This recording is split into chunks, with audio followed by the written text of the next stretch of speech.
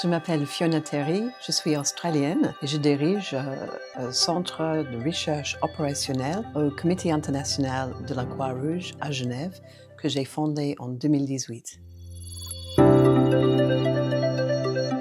Tout au long de ma carrière, j'ai combiné l'action humanitaire avec la recherche sur l'humanitaire. En fait, j'ai commencé sur le terrain en 91 en Irak du Nord après la première guerre du Golfe. Et puis, j'ai enchaîné après les opérations humanitaires. J'ai fait le Somalie pendant la famine en 92. Et puis, le génocide au Rwanda. Et puis, tout au long de ces opérations, il y avait des dilemmes qui se présentaient, comme par exemple les conséquences involontaires et des questions morales autour de l'action humanitaire.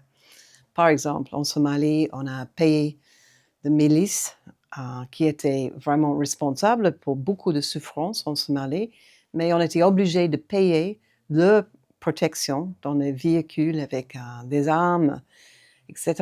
Et donc, en donnant de l'argent à ces gens, on a contribué à l'économie de guerre. Mais c'était vraiment la crise rwandaise qui m'a amené de reprendre mes études à l'université. Parce qu'en 1994, j'étais chef de mission de MSF France dans le camp en Tanzanie et on a décidé de se retirer du camp pour des questions éthiques.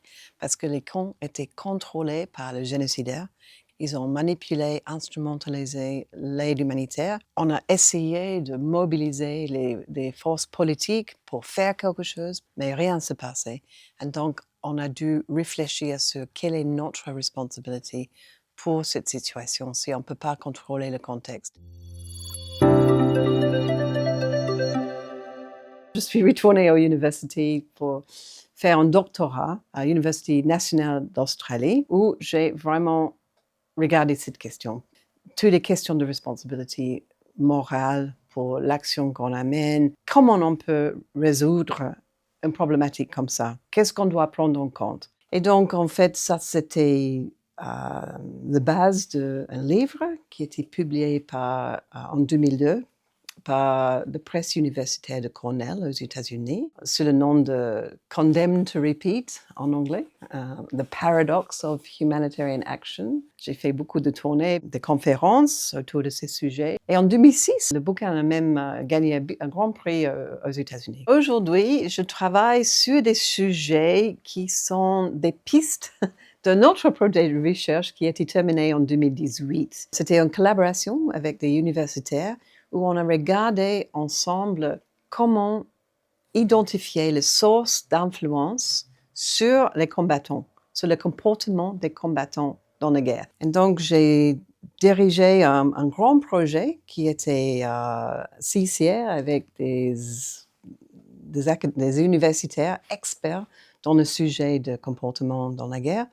Et on a fait une grande étude. Et puis, c'était publié dans un revue qui était très bien. Mais après, c'était pour moi de traduire le texte assez académique dans un rapport accessible aux praticiens sur le terrain. Je crois que ce travail est très important d'être le lien entre les études scientifiques, académiques et le monde humanitaire, où c'est pas toujours très facile de mettre en œuvre les recommandations qui sont faites, ou même les résultats de recherche. C'est quelquefois beaucoup plus compliqué. Mon rôle, un peu, le rôle de mon centre de recherche, c'est d'essayer d'être un pont entre le monde académique et le monde pratique, de mettre en œuvre les recommandations qui sont faites et d'essayer de trouver les preuves empiriques de qu'est-ce qui marche, qu'est-ce qui est effectif dans notre travail. Ça, c'est très, très important.